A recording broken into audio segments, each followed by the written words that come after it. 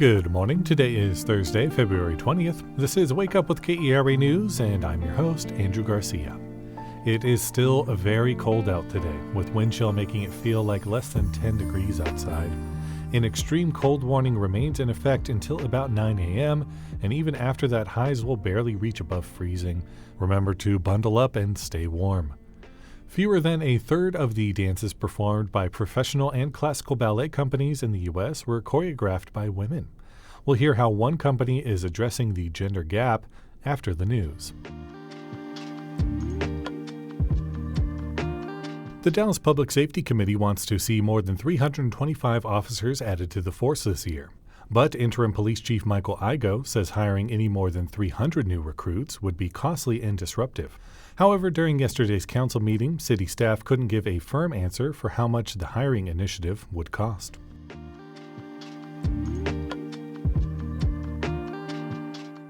Renters in Arlington have seen rent prices increase almost $400 from 2012 to 2023, while median income slowly ticks up.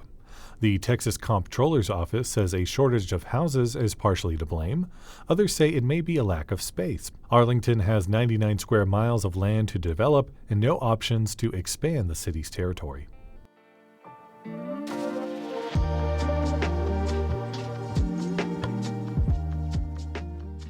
Girls outnumber boys in ballet classes by about 20 to 1.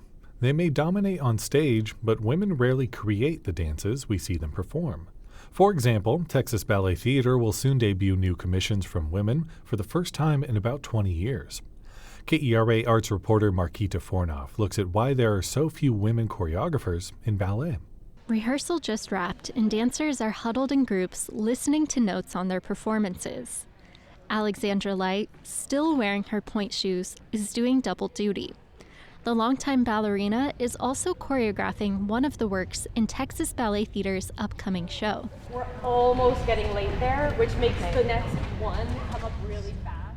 Women choreographed fewer than a third of the works performed last season by ballet and classical dance companies in the U.S. That's according to the nonprofit Dance Data Project. And I think that should change, both for creative purposes, but also because it's just nuts. Elizabeth Eintema is the nonprofit's founder and president. I mean, you've got a field that's 75 to 87% female, and you're not going to hire a female choreographer, or even worse, you're going to tell women's stories but have male choreographers do it, which it happens over and over and over again.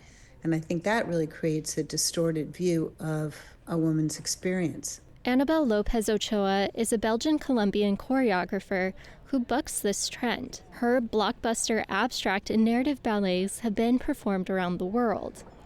Lopez Ochoa fell in love with choreography young, but there was no roadmap for her to follow, so she created her own. But it hasn't always been easy. We are seen as the muse, not as the creator.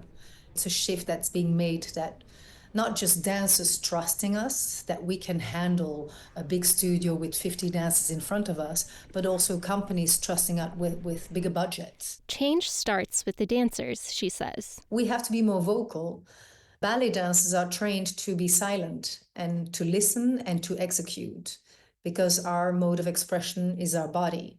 But if you want something, you have to actually vocalize it and say it out loud and dare to knock on doors and write an email. New commissions are rare and the competition for them is fierce. It's also expensive to rent rehearsal space and pay dancers for their time while the choreographer experiments with lifts, timing, and formations. Here's Eintema. Think of it as like in athletics. You're in AAA baseball and you can't go right up to majors. I mean, a few people do, but for the most part, it doesn't work very well.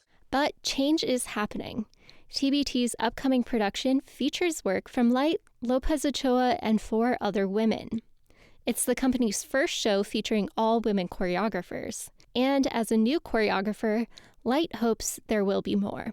And whether at the end of the day, if you can tell it's a male choreographer, female choreographer, I don't know if it matters as much as just making sure that everyone's voice gets to be heard, and that enriches the art.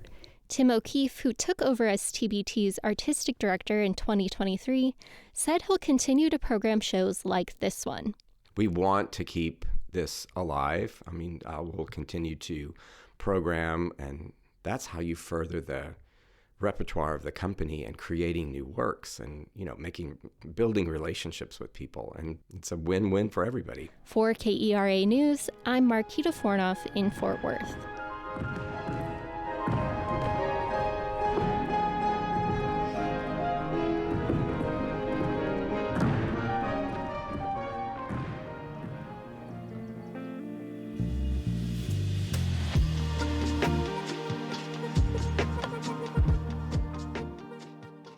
The Rangers are gearing up to start their preseason. Spring training begins tomorrow evening in Surprise, Arizona. The Salmon Center for Arts is kicking off their concert season tonight with the Astrid Merriman Cabaret and Cabernet Fete. For more information and some other fun things to do, visit kera.org/calendar. Thanks for listening to Wake Up with KERA News. I'm your host, Andrew Garcia. This show is produced and edited by Shardae White and Bekah Morr. For more news in your inbox, visit kera.org/wakeup. That's where you can subscribe to the Wake Up with KERA News newsletter and get some good morning vibes from our colleague Catherine Hobbs. Connect with us on Facebook, Instagram, and TikTok at KERATX. Stay warm, and we'll see you tomorrow.